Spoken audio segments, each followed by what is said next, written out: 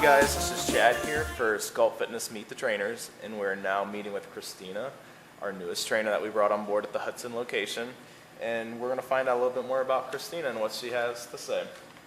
So Christina, what initially drew you into the personal training field? I actually started personal training after I had a very long stint of postpartum depression. It was 2 years of being on lots of medications, and I ended up being very fat, very overweight, very unhealthy, just sitting on the couch, very depressed. Told the story so many times and blogged about it.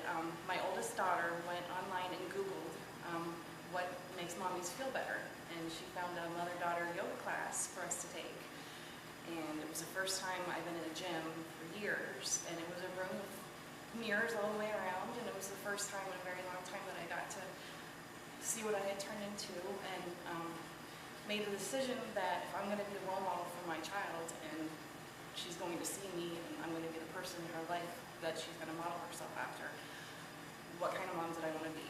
And that was the turning point where I decided I wanted my daughter to see me get past all the bad things that were happening in my life and turn it into something good. So I started blogging, and then I got into competing. And after 2 years of that, I decided I wanted to be a trainer myself. So that's what led me to this profession. Okay, good answer. And if you could sum up or describe your training style in a few sentences, or how would you describe it? Oh, training style. I'm known for my classes and my one-on-one sessions to be total surprises to the client myself. I like to mix things up. I like to get in a lot of resistance training with the ladies, not necessarily using big, huge weights. I like to use different types of equipment.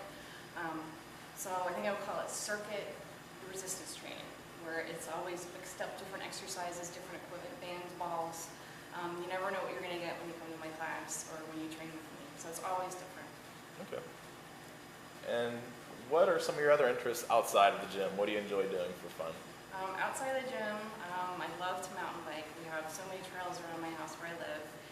And I have been, for the past year and a half, been doing ballroom dancing with my husband. Nice. So we've been taking Latin dance lessons and ballroom dance lessons. So it's another way that I get more exercise in.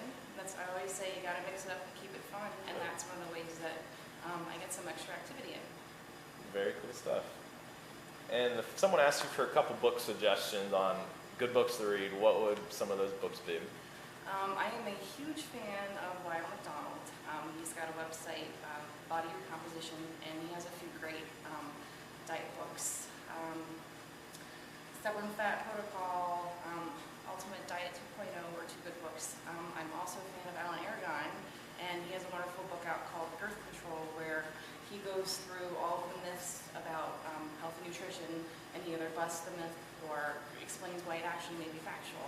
And I think it's a great book for people to read because it kind of weeds out like all the things that you hear from mainstream media and things you might hear from different trainers. So he kind of, one by one, goes through things that most people have questions about that aren't fitness professionals. So those are some books that I would recommend. I may have to look at those myself. And what is one inspirational, motivational quote that kind of hits close to the heart to you, something you've read along the way?